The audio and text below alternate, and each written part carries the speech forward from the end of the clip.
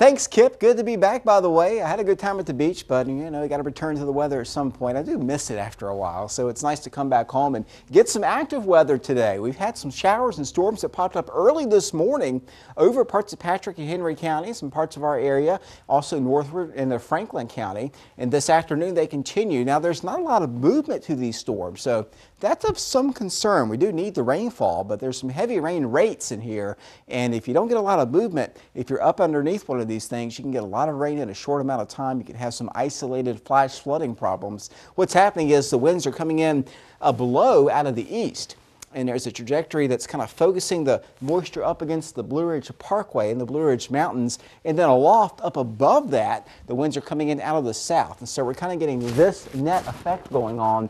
And the movement overall from what we see on the radar is almost nil. Okay, so that's going to be the problem into this evening. Hardly moving pop-up storms, and then for Tuesday, more showers and storms as we remain in a very unsettled pattern here into the next day or two. The jet stream taking a big dip over the area. You can see it right here on our water vapor very clearly.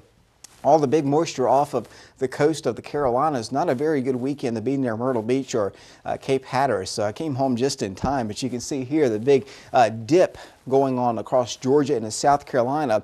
And this dip will remain in place through the day tomorrow into Wednesday.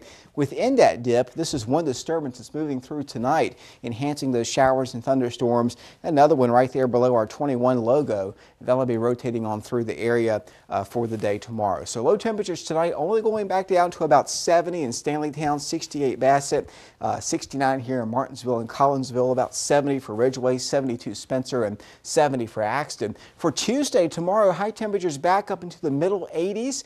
They'll remain in check because we'll have more showers and storms around. So not quite as hot, but we'll still call it humid out there as well, with highs near 84 Bassett, 84 Collinsville, Martinsville, 85 Stanleytown, Spencer, Horse Pasture at 84, 85 Axton, Ridgeway. You'll be around 87 tomorrow with numerous showers and storms by the afternoon. Our temperature forecast holds the majority of the really hot weather off to the west. We get some glancing blows at the heat, but with the trough in place, with that dip in the jet stream in place, we don't get all of the heat. So at the most, we're looking at upper 80s, lower 90s for the rest of this week.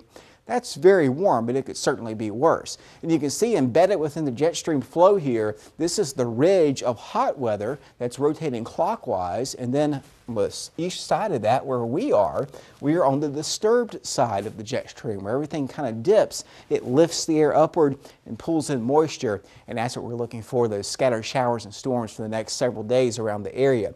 Radar picture shows how it's interacting with the moisture over the Gulf. You got it over Florida. Showers and storms over the Carolinas and over our area as well. And again, I'll let you know if any of those become severe on our Facebook page. But bottom line, need the umbrellas in hand just in case for the next several days. Starting with tonight, those showers and storms will be scattered in nature, but they'll be locally heavy, and they'll continue throughout the night tonight. Otherwise, partly cloudy in between.